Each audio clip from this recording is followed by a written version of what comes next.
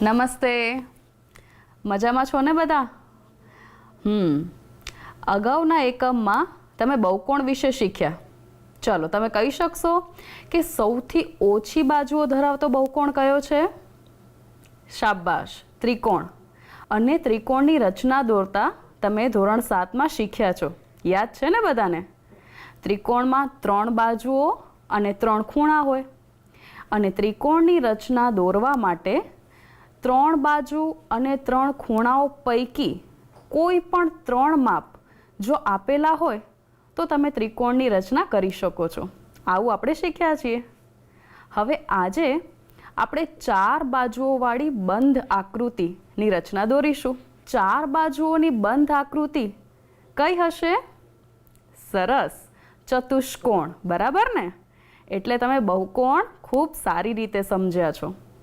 હવે ચતુષ્કોણ દોરવા માટે શેના માપ આપેલા હોય તો આપણે રચના દોરી શકીએ, તે આપણે રચના દોરીને નક્કી કરવું પડશે. એટલે કે તમને દરેક વખતે અલગ અલગ માપ આપેલા હશે. ક્યારેક તમને 4 બાજુઓનું માપ હોય, ક્યારેક 3 બાજુ વિકર્ણ અથવા 2 વિકર્ણના માપ હોય, ક્યારેક 1 વિકર્ણ અને 4 બાજુનું માપ હોય. આવા અલગ અલગ માપ આપેલા હોય પછી તમે જાતે રચના દોરો અને નક્કી કરો કે કયા માપ અને કેટલા માપ આપેલા હોય તો આપણે આપેલો ચતુષ્કોણ દોરી શકીએ. હવે તમે પાઠ્યપુસ્તક અને નોટબુક લઈને તો બેઠા જ છો. કંપાસ બોક્સ તો છે ને? તમારા કંપાસ બોક્સમાં રચનાના સાધનો પણ હશે. કયા કયા સાધનોની આપણને જરૂર પડશે? પેન્સિલ, પરિકર, ફૂટપટ્ટી, રબર, સંચો બધું છે ને તૈયાર? તો આપણે આજે રચના દોરીશું. તમે પણ સાથે સાથે રચના દોરતા જશો. તો સૌથી પહેલાં આપણે પહેલી રચના દોરીએ, જેમાં આપણે જોઈએ કે કયા કયા માપ આપેલા છે અને એ માપના આધારે રચના દોરી શકાય છે કે નહીં. તો આપણે જોઈએ પહેલી રચના. અહીં આપણને શેના માપ આપેલા છે? 4 બાજુ. જ્યારે 4 બાજુ અને 1 વિકર્ણની લંબાઈ આપ્યા હોય ત્યારે. હવે ત્યારે આપણે રચના દોરવાની છે. તો આપણે કઈ રચના દોરવાની છે? ચલો વાંચીએ. ચતુષ્કોણ PQRS રચો, જ્યાં PQ બરાબર 4 સેમી, QR બરાબર 6 સેમી, સેમી એટલે સેન્ટીમીટર, RS બરાબર 5 સેન્ટીમીટર, PS બરાબર 5.5 સેન્ટીમીટર અને PR બરાબર 7 સેન્ટીમીટર. હવે કોઈ પણ રચના દોરતા પહેલાં આપણે એક કાચી આકૃતિ દોરવી પડે, તો આપણને ખ્યાલ આવે કે આ રચના કઈ રીતે દોરાશે. અને બીજી એક ખાસ વાત કે જ્યારે કાચી આકૃતિ દોરીએ તો આપણી રચના એવી જ બનશે એવું જરૂરી નથી, પણ કાચી આકૃતિ આપણને આપણી રચના દોરવા માટે સરળતા કરી આપશે. બરાબર? તો આપણે કાચી આકૃતિમાં એક PQRS ચતુષ્કોણ દોરીએ. PQRS. PQ કેટલું છે? 4 સેમી. એટલે આપણે અહીંયા PQની લંબાઈ 4 સેમી છે. પછી QR બરાબર 6 સેમી, QR 6 સેમી છે. RS બરાબર 5 સેમી. તો RS આપણે 5 સેમી રાખીએ. PS 5.5 સેમી એટલે PS 5.5 સેમી. જો ચતુષ્કોણની ચારે બાજુ આવી ગઈ ને, તો આપણે જે આપેલું છે કે જ્યારે 4 બાજુ અને હવે શું બાકી રહ્યું? 1 વિકર્ણ. તો આપણને વિકર્ણની લંબાઈ પણ આપેલી છે, PR. વિકર્ણ પણ આપણે અગાઉ શીખ્યા, યાદ છે ને બધાને? તો આ PR કેટલું છે? 7 સેમી. બરાબર? હવે તમે યાદ કરો, તમે ત્રિકોણની રચના તો શીખ્યા છો. તો સૌથી પહેલાં આપણે ત્રિકોણ દોરીએ. કયો ત્રિકોણ દોરીશું? કોઈ પણ ત્રિકોણ દોરી શકો. ત્રિકોણ PQR દોરી શકો અથવા PSR દોરી શકો. જુઓ, બંનેમાંથી જે ત્રિકોણ દોરશો એમાં 3 બાજુઓ આપેલી છે. બરાબર? અને ત્રિકોણ દોરવા માટે જો ત્રણેય બાજુઓના માપ આપેલા હોય તો આપણે ત્રિકોણ દોરી શકીએ. તો હવે આપણે સૌથી પહેલાં ત્રિકોણ PQR દોરવાનો પ્રયત્ન કરીએ. જુઓ, તમે રચના શીખ્યા છો એટલે તમને ખબર છે કે પરિકર અને પેન્સિલની ગોઠવણી કેવી હોવી જોઈએ. હવે જ્યારે આપણે માપપટ્ટી વડે માપ લઈએ ત્યારે માપની શરૂઆત આપણે ક્યાંથી કરીએ છીએ? શૂન્યથી. 1થી નહીં. હવે અહીંયા 1 છે પણ આ માપપટ્ટીમાં આગળ શૂન્યથી શરૂઆત થાય છે. તમારી માપપટ્ટીમાં કદાચ શૂન્ય આપેલો હશે તો તમે એ મુજબ માપ લેશો. બરાબર? તો સૌથી પહેલાં આપણે ત્રિકોણમાં શીખ્યા હતા કે ત્રિકોણ PQR જો દોરવાનો થાય તો આપણે PR જેનો પાયો એનો આધાર છે એ આપણે દોરીએ તો ત્રિકોણ દોરવામાં સરળતા રહે. તો એ જ મુજબ આપણે સૌથી પહેલાં PR એટલે કે વિકર્ણ દોરીએ. અને વિકર્ણની લંબાઈ કેટલી છે? 7 સેમી. તો સૌથી પહેલાં આપણે 7 સેમી લંબાઈનો રેખાખંડ PR દોરીશું. અહીંયા 0 અને 7. 7 ક્યાં દેખાય છે? અહીં. બરાબર?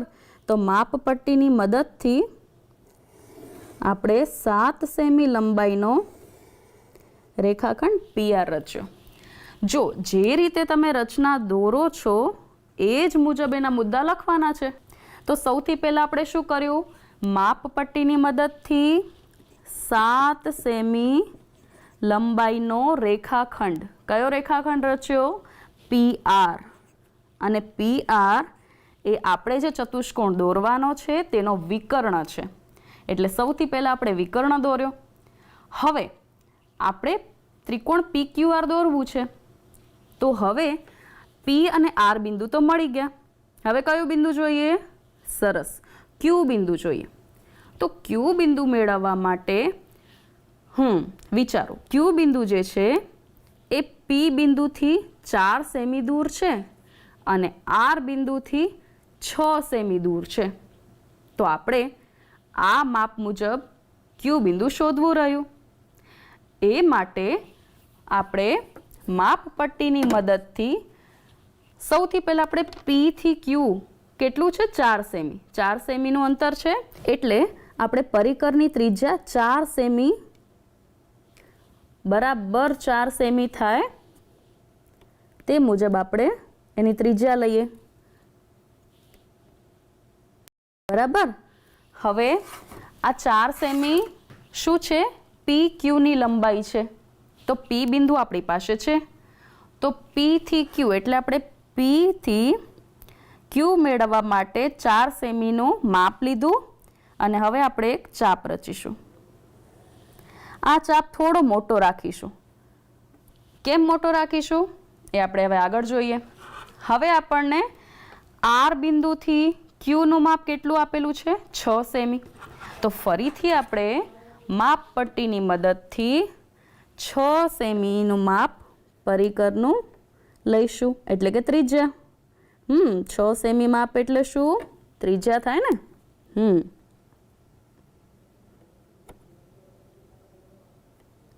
જો 6 સેમી થયું તો હવે આપણે શું કરીશું? R બિંદુથી 6 સેમી ત્રિજ્યા ધરાવતો એક ચાપ દોરીશું. જો મેં ચાપ મોટું કરવાનું એટલે કહ્યું હતું કે આ બંને ચાપ જ્યાં છેદે ત્યાં આપણું બિંદુ હશે. કયું બિંદુ હશે? શાબાશ, બિંદુ Q. કદાચ ચાપ નાનો હોય તો બે ચાપ ન છેદે તો ફરીથી ચાપ દોરવા પડે. બરાબર? તો અહીં બંને ચાપ જ્યાં છેદે છે ત્યાં આપણું બિંદુ હશે બિંદુ Q. હવે આપણે શું કરીશું? યાદ કરો, ત્રિકોણની રચના દોરતી વખતે તમે શું કરતા હતા કે Q બિંદુને P સાથે જોડીએ અને Q બિંદુને R સાથે જોડીએ. એટલે આપણને મળશે રેખાખંડ PQ અને રેખાખંડ QR.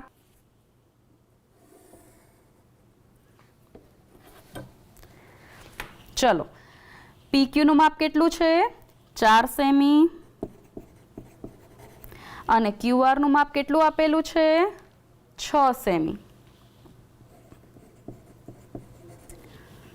હવે આપણે જે રચના કરવાની છે એ છે ચતુષ્કોણ PQRS, જેમાં આપણને P, Q અને R તો મળી ગયા. હવે કયું બિંદુ જોઈએ? સરસ, બિંદુ S. તો હવે તો તમે કહી શકશો કે આ બિંદુ S મેળવવા માટે આપણે શું કરી શકીએ? જે રીતે આપણે Q બિંદુ મેળવ્યું તે જ રીતે આપણે વિકર્ણ PR નો ઉપયોગ કરીને બિંદુ Q ની વિરુદ્ધ બાજુએ બિંદુ S મેળવીશું. તો હવે તમે કહેશો કે P અને R બિંદુમાંથી કઈ કઈ ત્રિજ્યાના ચાપ રચી શકાય? સરસ, જુઓ આપણે કાચી આકૃતિમાં જોઈએ કે PS નું માપ છે 5.5 સેમી. તો આપણે શું કરીશું? બિંદુ P ને કેન્દ્રમાં રાખી 5.5 સેમી ત્રિજ્યાવાળું એક ચાપ રચીશું. તો ફરીથી આપણી માપપટ્ટી લઈ અને હવે આપણે 5.5 ત્રિજ્યા લેવાની.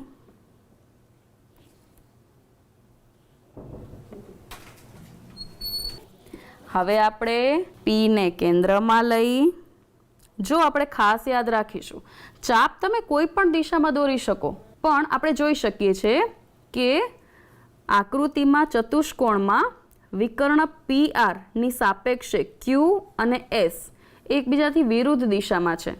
એટલે આપણે ચાપ દોરતી વખતે એ ધ્યાન રાખીશું કે હવે આપણે જે P ને કેન્દ્રમાં રાખીને 5.5 સેમીનો ચાપ દોરીશું એ Q ની વિરુદ્ધ બાજુએ, બરાબર? એટલે અહીં આપણે એક ચાપ રચીશું. હવે છે RS. તો R ને કેન્દ્રમાં રાખી 5 સેમી ત્રિજ્યા લઈ અને ફરી એક ચાપ દોરીશું. તો માપપટ્ટીની મદદથી હવે આપણે કેટલી ત્રિજ્યા લઈશું?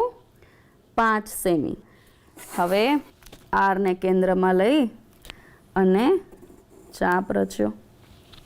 આ બંને ચાપ જ્યાં છેદે છે એ બિંદુ કયું હશે? S. બિંદુ S. હવે શું કરીશું? સરસ, P અને S ને જોડતો રેખાખંડ કયો રેખાખંડ મળશે?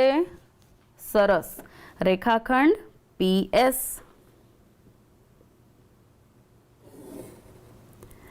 અને R અને S ને જોડતો રેખાખંડ મળશે રેખાખંડ RS.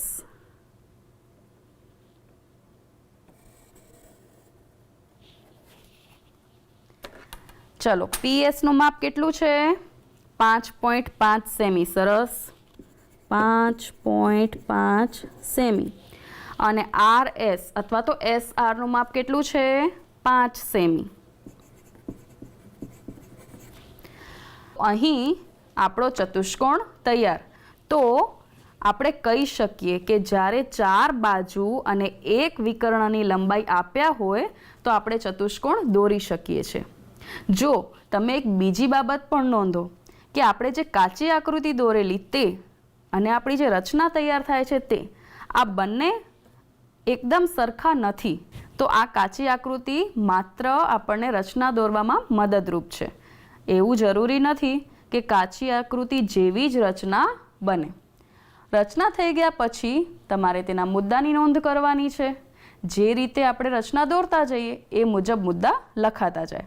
અને હા, તમારે આ ચાપ ભૂસવાના નથી, આ ચાપ રહેવા દેવાના છે, બરાબર? તો આપણે જોયું કે જ્યારે 4 બાજુઓ અને એક વિકર્ણનું માપ આપેલું હોય તો આપણે રચના દોરી શક્યા.